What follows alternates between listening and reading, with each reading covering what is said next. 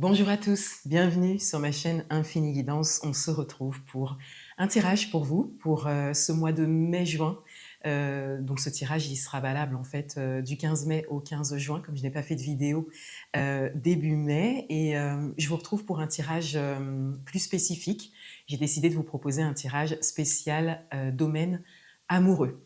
Voilà, donc merci pour votre présence, pour votre confiance. J'espère que le mois d'avril s'est bien passé pour vous, que la première partie du mois de mai s'est bien passée pour vous également et que vous entrez dans ces énergies du printemps avec de beaux projets, que ce soit personnels, professionnels ou de manière générale.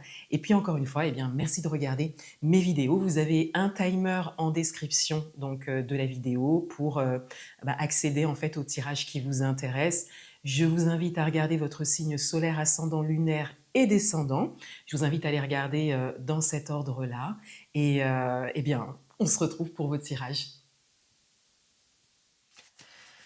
Bienvenue à vous les poissons. On va découvrir votre tirage spécial domaine amoureux pour le mois à venir, donc du 15 mai au 15 juin.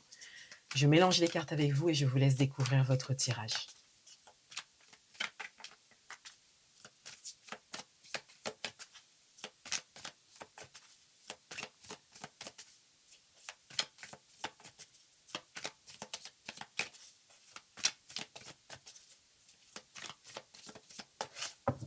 C'est un tirage à 3 cartes.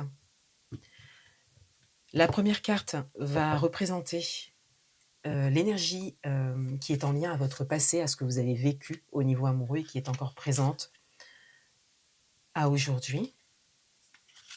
La deuxième carte représente votre énergie actuelle, ce que vous nourrissez, ce que vous voulez peut-être le plus au niveau amoureux. Et la troisième carte représente ce qui vient à vous. Je compléterai avec un oracle en fin de tirage.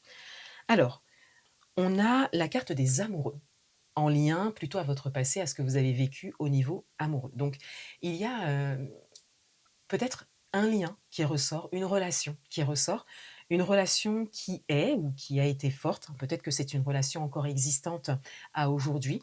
En tout cas, cette énergie, cette relation, ce lien ressort encore à aujourd'hui, est encore présent pour vous, impactant et influent. Donc après, à vous de voir en fonction de ce que vous vivez, si cet impact est positif pour vous, est plutôt porteur, ou s'il l'est un petit peu moins. Est-ce qu'il y a peut-être un attachement? Est-ce qu'il y a peut-être un retour par rapport à ce lien, ou est-ce que tout simplement c'est encore présent, et de quelle manière? Si c'est présent, de quelle manière c'est présent? Est-ce que il y a un lieu qui est encore lié à ce lien, à cette relation? Est-ce qu'il y a des effets personnels encore présents dans votre environnement, liés à ce lien? Et si c'est une relation qui est encore existante, si c'est une relation qui est forte et qui aujourd'hui est présente pour vous, si vous êtes en relation depuis, par exemple, un certain temps, quelle est l'influence, en fait, dans votre vie, de manière générale, par rapport à qui vous êtes à aujourd'hui? Vous voyez, il y a comme un point à faire par rapport à ce lien qui a démarré dans le passé, hein.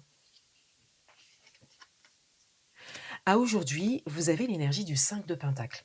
C'est une carte qui est ressortie plusieurs fois pour les signes ce mois-ci. Alors, le 5 de Pentacle va représenter une énergie de manque, une énergie de solitude.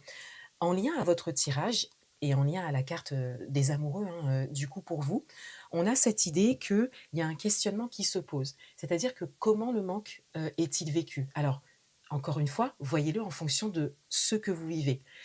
Si cette relation est encore existante à aujourd'hui, d'où vient le manque? Comment il est vécu et pourquoi? Quel est le tournant en fait qu'a pris cette relation? Si vous n'êtes pas en relation, si vous êtes célibataire, que vous souhaitez le rester ou que vous êtes dans le désir d'une rencontre, quel est le manque en fait qui se présente à aujourd'hui?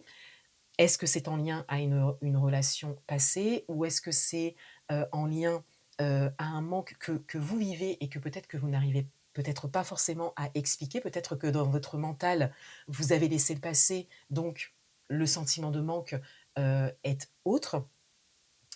Hem, il y a cette idée d'aller chercher profondément à expliquer en fait, cette idée de manque, peut-être d'échec, peut-être de solitude pour certains, certaines d'entre vous et si la relation est existante, heu, est-ce qu'il y a un manque à aujourd'hui et pourquoi?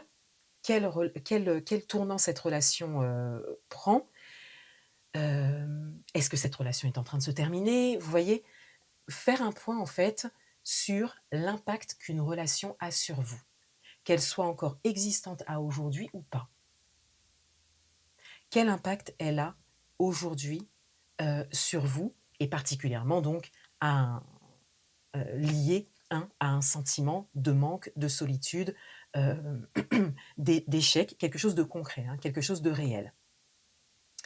La carte du 5 de pentacle va également, vous indiquer, qu'il y a une solution, qu'il y a une possibilité, qu'il y a une opportunité, qu'il y a en fait une ouverture qui est possible si ce personnage lève le regard, se saisit de la clé pour sortir en fait de cette énergie-là.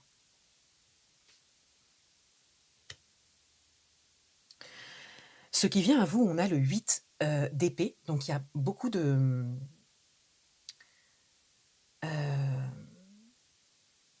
de mouvements plutôt, mental qui ressort pour vous par rapport à ce qui vient à vous et c'est très certainement, lié à ces énergies qui sont présentes et qui quelque part se mélangent, un petit peu pour vous, entre le passé et le présent. Parce qu'il est possible qu'une relation passée ait un impact sur une autre relation présente aussi, hein. Voyez-le vraiment en fonction de ce que vous vivez.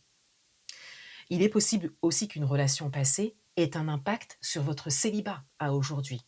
Il est possible qu'une relation passée ait un impact sur le fait de faire ou pas des rencontres, de faire des rencontres peut-être, pas alignées ou parfois pas alignées, vous voyez? Ou de ne pas faire de rencontres, hein. Voyez l'impact, encore une fois, que ces énergies passées et présentes ont au présent. Voilà. Parce que là, avec le 8 d'épée, on a cette, ce message-là de se sentir coincé, de se sentir, bloqué et de sentir que les choses ne peuvent pas se réaliser comme vous le souhaitez. Or, il s'agit d'une dynamique mentale. Il s'agit d'un mindset. Il s'agit d'un état d'esprit et donc il y a cette idée d'aller travailler sur ça pour pouvoir adopter un angle de vue différent, là où justement on ne se sent pas forcément coincé, de voir en fait quelle est la solution, quelle est l'opportunité. Vous voyez l'invitation, elle est un peu la même avec 2 cartes différentes. Avec une carte qui représente quelque chose de concret, avec les deniers, hein, les pentacles, et une carte qui représente quelque chose de plus subtil, de plus mental, qui est de l'ordre de la boucle mentale, et donc de plus volatile quelque part.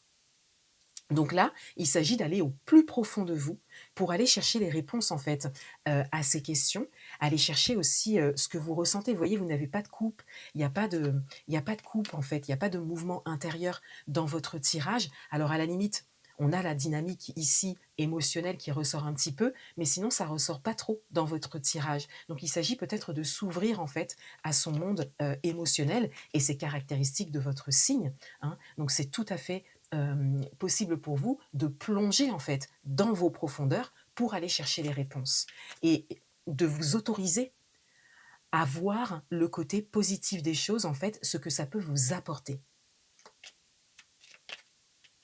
Tout ce que vous avez vécu peut vous apporter, ce que vous vivez actuellement peut vous apporter.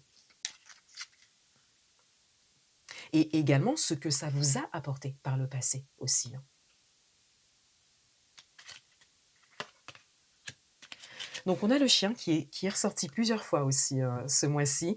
Alors, j'aime à dire là, avec ces tirages, que le chien vraiment va représenter, hem, vraiment une figure de confiance, hein, ça peut être une personne à qui vous pouvez vous confier, hem, voilà, il y a vraiment cette idée-là. Mais, le chien peut aussi représenter de manière générale les animaux de compagnie. Donc vous voyez, mon chat est venu vous faire un petit coucou, heu également. Et le chien, avec les animaux de compagnie, hein, particulièrement, va représenter l'amour inconditionnel, hein. Et on peut aller, aussi, au-delà de ça, hein, sans forcément rester dans cette sphère, en fait, des animaux de compagnie. Mais de manière générale, en fait, hem, il y a cette notion de confiance, d'amour inconditionnel, d'acceptation de ce qui est. Ça peut être aussi l'acceptation de l'autre tel qu'il est, l'acceptation de la relation telle qu'elle est, telle qu'elle a été. Tout ça, c'est de l'amour inconditionnel. Tout ça, c'est vraiment le fait d'embrasser les choses, en fait. Le fait de les embrasser, de les accepter et de les transmuter en amour. On vous invite à, vous voyez, on vous invite plus à entrer dans cette énergie-là pour pouvoir quelque part, adoucir, ce qui vient à vous, voire même, changer ce qui vient à vous, hein. Les énergies, ça bouge. Quand on prend des décisions, voilà, les énergies changent, hein. Donc on a cette idée-là d'inviter, une vibration d'amour, de vous connecter vraiment, à cette notion d'amour, déjà à l'intérieur de vous, autour de vous, et c'est pour ça qu'un animal de compagnie, ça peut être très bien pour ça, aussi, pour pouvoir vous connecter, en fait, à l'amour et envoyer, émettre, en fait, de l'amour pour vous-même et pour ce que vous avez vécu, ce que vous vivez et ce que vous vivrez. Dans cette acceptation. C'est un message, oui, d'acceptation et d'amour inconditionnel pour vous, les poissons. Voilà pour vous, je vous souhaite un très beau mois. Je vous dis à bientôt. Au revoir.